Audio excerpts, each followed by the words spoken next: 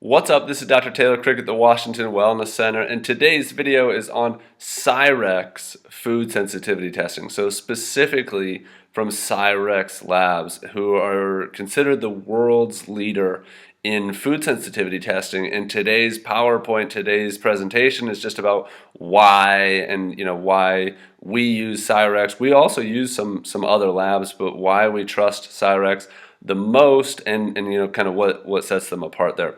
So the first thing is talking about food sensitivity testing, in general. So my impression of food sensitivity testing is that it's an easy sell. So it's common that people will come to me and they'll say, "Oh, I've had a food sensitivity test. Here it is, and I was a 3 in this food and a 2 in this food and whatever," because it makes sense of like if you're eating this food and it's triggering inflammation. Well, don't you want to know about that? And absolutely that makes sense. But there's a lot that goes into that and a lot that goes into the testing, and that's what we're going to explain today. So the first thing to talk about is, what is a food sensitivity? So it is not a food allergy. And sometimes you will see that word being used, a food allergy. It is not an allergy, it is a sensitivity. So you can have an allergy to something like peanuts, and that is completely different. And what we're looking at are different immune responses. So in your immune system, you have different immunoglobulins. You have IgA, which is mostly in your saliva and in your mucus. You have IgM, you have IgG, and you have IgE. Okay, and IgE is a hypersensitivity response. That is a true allergy. So when you go to an allergist, they're only looking at IgE, they're only looking at allergy responses, they're only looking at true hypersensitivity responses. What we're looking at in a food sensitivity test are all the others, IgA, IgM, and most likely IgG. We do some tests that do IgA and IgM, but most food labs that we're talking about IgG food sensitivity testing. So that is an important distinction, is that's what we're looking for. Now, in an IgG food sensitivity test, we're not looking for hypersensitivity. We're looking more for a loss of oral tolerance, loss of immune tolerance, meaning that your body has lost the ability to differentiate between good and bad. So it now thinks that an orange is bad. It now thinks that broccoli is bad. These are things that we commonly see on tests: oranges, broccolis, bell peppers, etc. So your body has mistakenly lost tolerance. It now thinks that something that is pretty good is actually bad, and it's mounted an immune response against that. Now we have an entire PowerPoint or entire webinar on oral tolerance.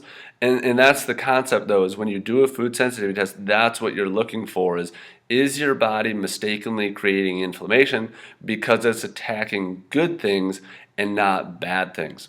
So, how important is food sensitivity testing? Well, that kind of depends on where you're at and who you are. If you've got an autoimmune disease, it can be really, really important. If you want to lose a few pounds, it could be helpful, but it's probably not necessary. So how important or necessary is it? Well, this is important, is that in the scientific literature, an elimination diet and provocation diet is still the gold standard. So that is still the gold standard for figuring out food sensitivities, for figuring out food triggers, is you eliminate them for a period of time, like a 30 days in a Whole30 diet or whatever period of time, and then you reintroduce the foods one by one, and you observe for a response. Now that can be painstaking. That can take a lot of time on both the patient's part and the practitioner's part, and it's a tough process, quite frankly. So food sensitivity testing can take a lot of the guesswork out of the elimination and provocation. Now in that world, I just want to touch on this because this is what we use in our office. There are really a couple meal plans for this, a couple ways to do this. And the way that we describe it is, one's more basic and one is more advanced. So we use the Institute for Functional Medicine's elimination diet, and that eliminates gluten, just gluten, not all grains, gluten-containing grains, dairy, eggs, corn, soy, coffee, red meat in that one, alcohol, and it cuts these things out, and then you reintroduce them one at a time. Now, the autoimmune paleo protocol is more advanced. It cuts out more things that are more problematic for autoimmune cases, that are more immune triggers and inflammation triggers. Things like nightshades. Nightshades include things like tomatoes, potatoes, any member of the pepper family. It's going to cut out all of your grains. So it's not just gluten-containing grains, but it's your rice, your oatmeal, your quinoa. It's dairy, eggs, nuts, coffee, seeds, nightshades, and lectins oftentimes. So looking at all these categories of food, and it's a lot more advanced. And we give our patients, we give resources on this. We have cookbooks for autoimmune paleo. We have recipe books. We have all these different things. And that's one of the things that we talk about is don't focus on the foods that you can't eat, focus on the foods that you can eat. So anyway, we're not getting into that in this PowerPoint, but we have another PowerPoint on the autoimmune paleo protocol. But an elimination and provocation diet is still the gold standard. You reintroduce those foods, and this is an important concept, is when you reintroduce those foods, you typically reintroduce them on a rotation of about 4 days. And the reason is, let's say you've cut eggs out for 30 days, and you reintroduce that, well, these IgG sensitivities can be delayed sensitivities. They can take up to several days to present. So a lot of times people, if they have a headache on Monday morning, they're not connecting it to what they did Friday night, to the pizza and beer that they had Friday night. They're just like, oh, it's Monday, why do I feel so bad? But these food sensitivities are delayed, and they can take up to several days to present. And so that's why you reintroduce them one at a time and you give it some time. So how important or necessary is food testing? It's not 100% necessary, but it can cut a lot of the work out to evaluate some of these triggers. And what we're going to see when we get into some of the examples is, you would have never probably guessed a lot of the foods that we see, like the broccoli, the bell peppers, the oranges, the honey, the popcorn, the other things that we see on some of these tests. So once again, how important is it? Well, here's various autoimmune disorders that are associated with food reactivity. So you can look through the list. It's almost all of them. Actually, it's not, but it's all the ones that you've heard of. Crohn's disease, ulcerative colitis, celiac, so some of your gut ones up top.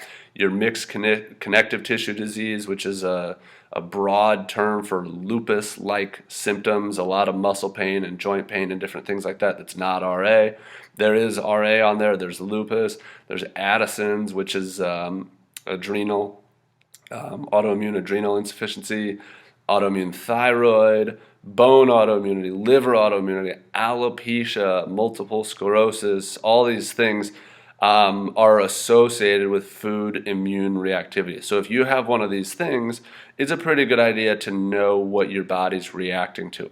Here's another one that's just looking at wheat and these various autoimmune disorders associated just with the wheat proteome. And a proteome means all of the proteins that make up wheat. It's not just gluten.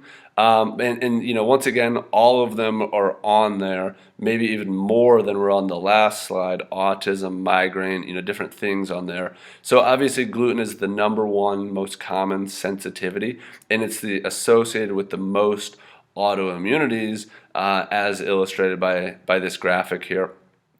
Here are milk proteins and autoimmunity. So same thing, you've got leaky gut, celiac, Crohn's, MS, type 1 diabetes, lupus, all these things that are linked in the literature to sensitivity to milk. So going back to the elimination diet and the autoimmune paleo, the things that you're cutting out are the most common food sensitivities. They're going to be gluten, dairy, corn, soy, eggs, and those are the most common. Then you throw in some of the others like the lectins and the nightshades.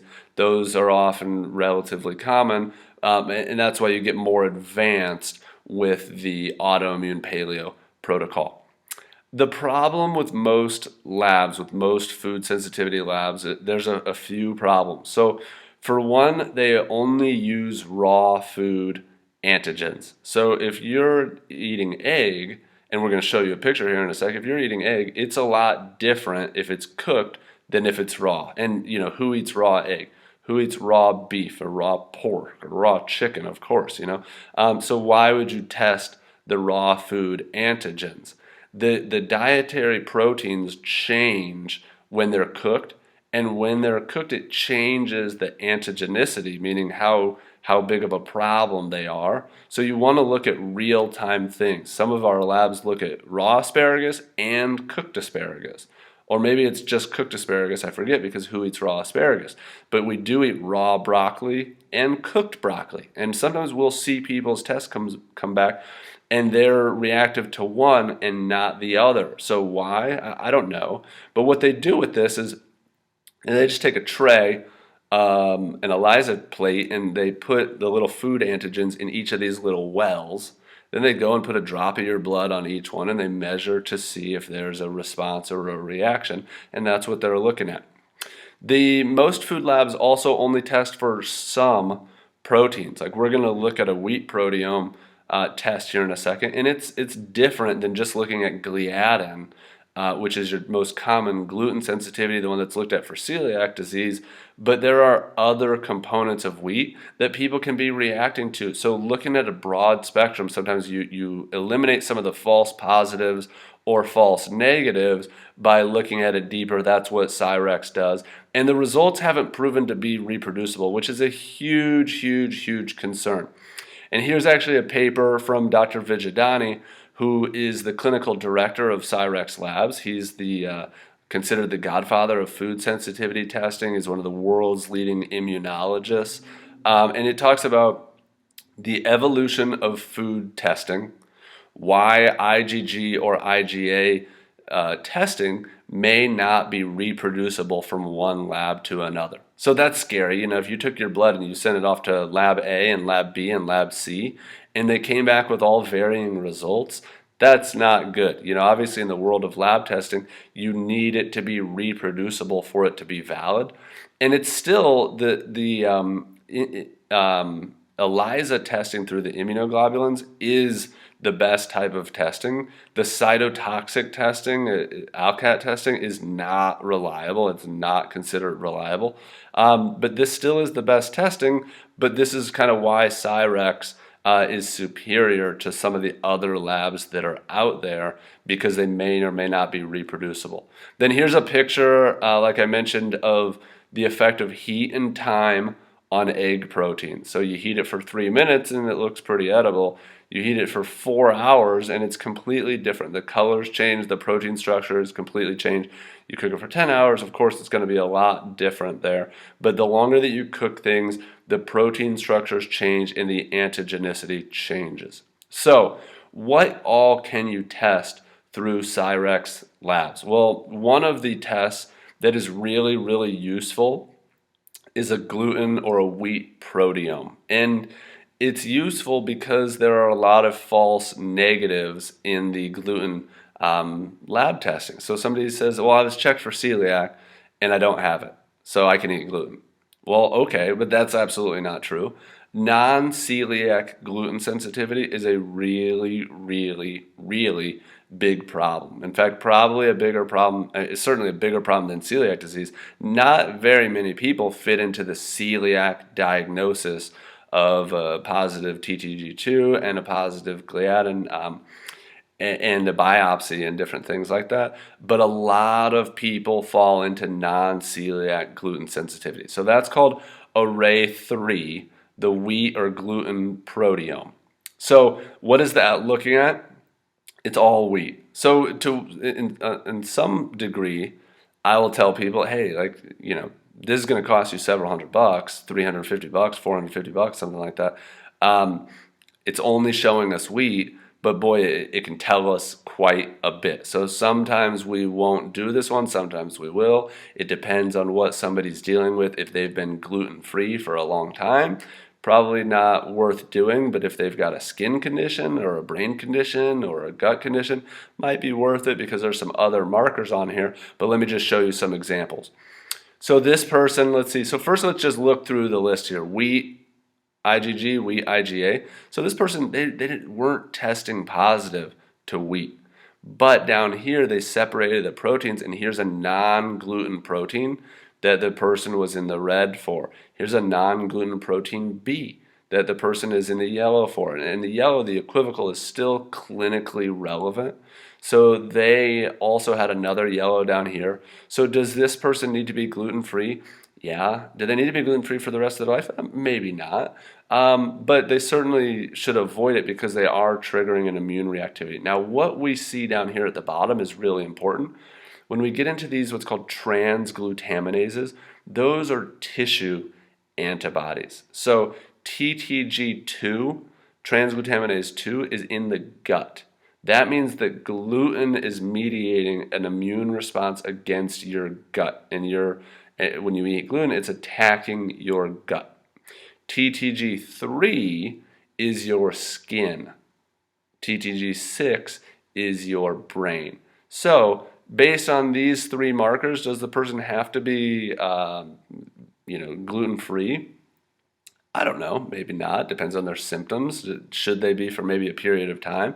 Maybe. But what we see here is that, hey, this is attacking your gut and it's causing you more problems than what you might think because it can lead to intestinal permeability. It can open the door to more antigens getting into more immune disruption, and it can lead to a massive attack of what's called T cells, and it can lead to more problems down the road. So absolutely, I think this person should be gluten-free based on this whole picture.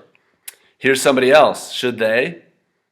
Don't know. They have one elevated marker here, a gliadin toxic peptide. So it's different than your alpha gliadin or omega gliadin or gamma gliadin. Gliadin toxic peptide, there's one that's just barely out of range, and it's starting to impact the gut. So, comparing the last one to this one, this person may or may not need to go gluten-free depending on their symptoms and depending on what they present with. How about this person? Should they be gluten-free just quickly at a look? Yes, absolutely, for the rest of their life. They are high off the charts in wheat IgG, high off the charts in wheat IgA, equivocal in a couple here, high. So several highs here. We're not going to go through each one of these, but interestingly enough, some of their gliadins are completely fine, but they do show down here even the TTG2 that's affecting the gut. It's affecting the skin on multiple levels, the IgG and the IgA, and it's also impacting the brain with the TTG6. So this person has not only gluten sensitivity, wheat sensitivities, but it's triggering these tissue responses too and starting to damage these tissues. So really three different examples there of varying degrees of severity. And this one is obviously the worst. So yeah, this person should be gluten-free, for the rest of their life.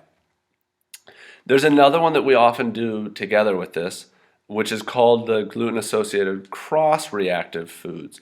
And I'm going to go through these first two pretty quickly because the last tests are looking at a lot of foods, 180 foods on one and 90 on the last one that we're going to look at. That's the one that we do the most often is the 90 food panel. But this is just another sensitivity option from Cyrex. And it's worth mentioning because let's say you have a gluten sensitivity and you cut out gluten. Well, these foods can all cross-react with gluten. So these are things that cross-react with gliadin, cow's milk, alpha-K, these are all dairy products. The first 6 of these are dairy. Yeast, oats, millet, rice, corn, they can all cross-react. So even if this person is gluten-free and they eat a lot of corn or rice, they could still be triggering an immune response from this. And their body has lost some tolerance to these proteins, so it's now attacking them and creating inflammation.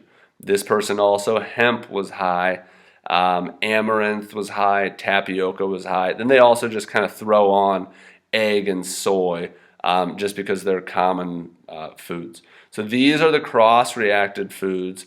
These are foods that are often newly introduced or over-consumed on a gluten-free diet. So other grains or gluten-free grains can still be problematic.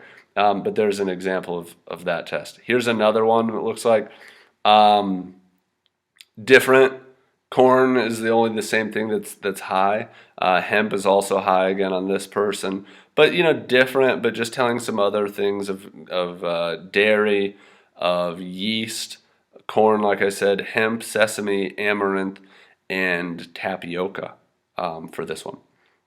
But then we get into the big food panels, and that's really the bread and butter of Cyrex. And really, I shouldn't say that because the autoimmune tissue testing is probably the bread and butter. Cyrex is the world's leader in autoimmune reactivity testing. But when we're looking at food sensitivities, like I said, Dr. Vijadani is considered kind of one of the godfathers of food sensitivity testing. So this is the big panel. It's called Array 10, and it tests 180 different food antigens. Now, before I go into these, you're not going to be able to see a big difference on my slides between Array 10 and Array 1090. Array 10 is 180 different foods. Array 1090 is half of that, and it is considerably less expensive. It's not half, but it's less expensive, so it's more popular in our office. We do 1090 more often because it still tells us quite a bit of answers. They do another one called 1090X, which is the extra 90 foods that weren't tested if you want to see the rest of them. Usually Array 1090 is a big enough pill for people to swallow that we find a lot of answers or solutions from that, or I should say, findings. So 180 different foods can be a little bit overwhelming, but that's what we're getting into now is just the overall foods on here. So here's one, and it's pretty good, right? You look at it in general, lots of green, but the two up there, goat's milk and cheeses. So clinically what that means is this person should be dairy-free. It doesn't mean don't eat goat's milk and don't eat soft and hard cheeses. It means your body's reacting to dairy for some reason. And just because yogurt came back normal, I would say you need to be dairy-free. For life, I don't know, but for a period of time, absolutely. And then you should maybe reintroduce and see. It's not a bad idea to be dairy-free for life. It's not that hard. It's not that, not unsustainable. But yeah, you could reintroduce and see if you have symptoms, or depending on, what symptoms brought you in, who knows?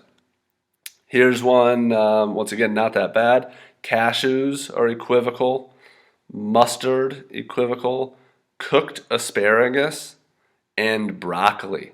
So interesting, when you think of healthy foods versus unhealthy foods, broccoli and asparagus are not going to be on anybody's unhealthy list, but if they're triggering a response in your body, it could be problematic. Here's another one that wheat was getting up there.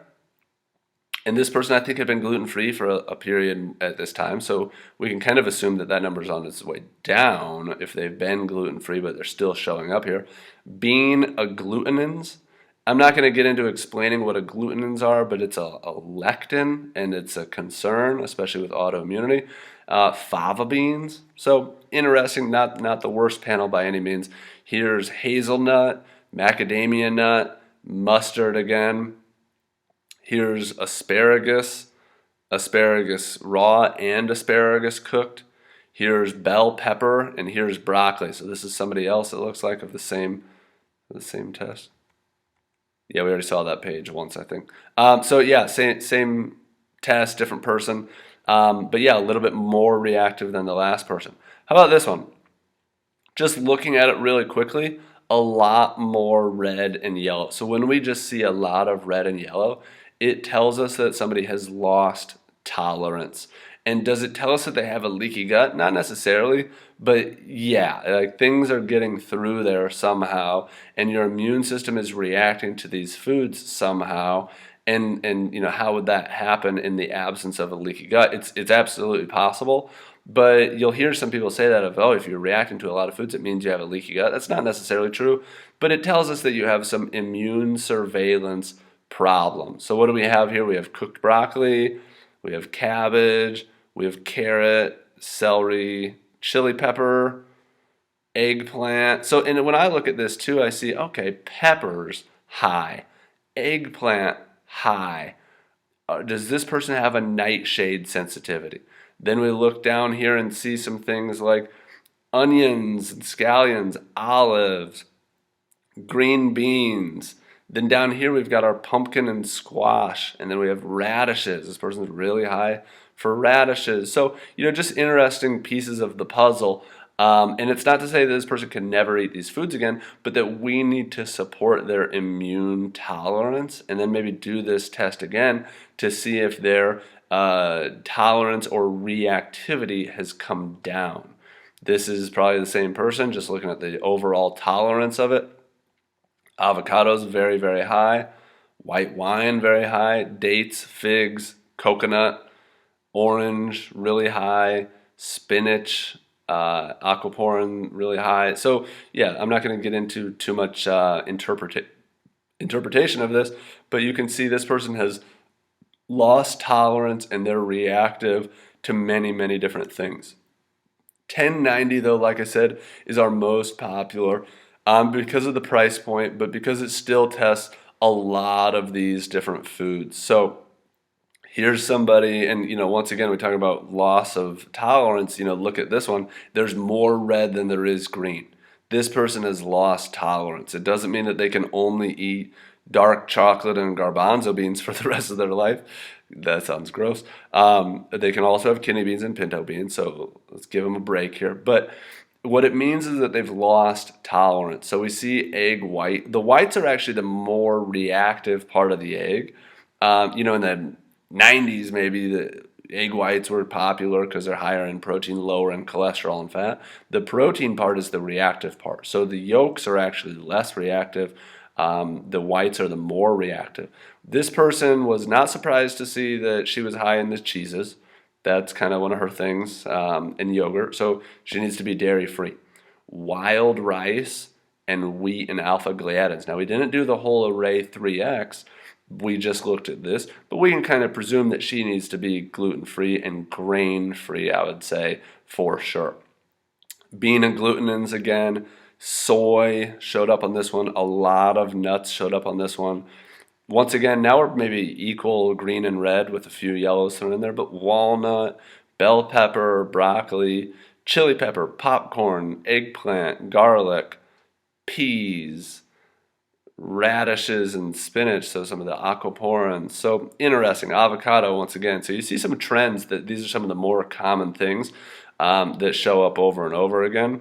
Here's another one that's meat glues. This person had a slight sensitivity to meat glues. So what you don't know is that even at a nice restaurant, they take two pieces of steak that might not look very good. They'll glue them together so that they look like a really nice filet mignon. They'll do that in the store. They also use colorings to make them look more fresh and make them more tempting to the buyer. And the meat glues can be reactive. Shrimp, a little bit of a reaction to shrimp here. Pineapple, oranges, and peaches and nectarines there. And here's the last page. Parsley, rosemary, ginger, vanilla, and honey, and food colorings. Here's somebody else. Once again, a lot of reds, not as many as the last person, but egg whites again. Yolks not as much, but still reactive to both. So this should be egg-free for a period of time. Cheeses, not as high as the last person, but still should be dairy-free, should be grain-free. Bean agglutinins, and soy. So this person basically needs to do an elimination diet, because what's it going to cut out? It's going to cut out grains, it's going to cut out dairy, it's going to cut out eggs, it's going to cut out corn, it's going to cut out soy. And this person already on page 1 is showing a lot of those things, and maybe even lectins because of the bean agglutinins, or maybe they need to do like a Whole30 because it's going to be bean free. And we'll do a lot of Whole30s with people just because it's a great book and it's a great program and it's just easy to understand. And when somebody gets these tests back, you have to understand this is very overwhelming for them of like, I can't eat these 30 foods. This is what I eat every day. What am I supposed to do? And we'll say, well, don't focus on what you can't eat. Just focus on what you can. Let's give you a Whole30 cookbook. Let's give you an autoimmune paleo cookbook. Let's give you an elimination diet cookbook or recipe book so that you can just pick the things that sound good and go from there. High in bell pepper, high in broccoli again, high in chili pepper. So once again, that's kind of making me think like, peppers, peppers, peppers, those are all nightshades. Should this person be aware of all nightshades? And yeah, they should at least be aware of them. So it might lead me more towards an autoimmune paleo versus a Whole30 because of the nightshade component there. Popcorn, eggplant, oranges again, pineapple again. So some other things on there. So those are just some examples of the Cyrex food sensitivity testing. I think it's really good to just see some examples of what you're going to get if we do this. And what we're looking for once again is we're not looking for you can never have these foods again, things like that, but we're looking for loss of tolerance. And has your immune system lost the ability to distinguish good from bad? And you can have some food sensitivities. It is normal to have some food sensitivities at a normal level. Everybody should have some food sensitivities because of your body's ability to regenerate, and it's expected. But the point of the green, yellow, and red is that yellow is still, like I said, clinically relevant. But when we get into the red, it's like, okay, your body's mounted enough of an attack against this food that whenever it sees it, it's creating this immunological cascade that, long story short, ends in inflammation. And anything that's triggering or causing or fueling inflammation, especially from an autoimmune disease standpoint, we want to eliminate that. And then the other thing is that foods can cross-react. I think I actually took out the slides of cross-reactivity in here. But foods can cross-react. So if you have a sensitivity to gluten, for example, and your immune system has flagged gluten as a problem because you are always exposing yourself to gluten, well, gluten closely resembles thyroid tissue. And so then it's going to attack your thyroid. Or in the case of celiac or the TTG2s, it's going to attack gluten, then it's going to attack your gut. Or then it's going to attack your skin, or then it's going to attack your brain because of this concept of cross-reactivity, or what's called molecular mimicry, where these molecules look so similar that your immune system is not able to distinguish them. So it's a really important test. We've been doing more and more of them because it's really hard to get people to follow a strict autoimmune paleo protocol or an elimination diet when they haven't seen these results. When they see these results, it's like, oh shoot, I can't eat that food anymore. If I just tell them that they can't have tomatoes, they'll look at me like I'm smoking crack of like, what do you mean I can't have tomatoes? So the labs are really, really helpful. And I'll just tell you the last thing I'll say too is we have patients who come to us who have been doing an autoimmune paleo or elimination diet for multiple years. And some of their stories are crazy of like, oh, I tried to reintroduce eggs a year ago and it didn't work. I had joint pain or I had whatever symptom. Then I tried 2 months later and it didn't work. Then I tried 2 months later after that, and it worked. And now I'm back on eggs. So their body does heal, it does regenerate, it does change over time for sure. So that's always happening all the time. But when we find these triggers, we find these fuel sources, we need to cut them off right away so that we're not pouring any fuel on an inflammatory fire.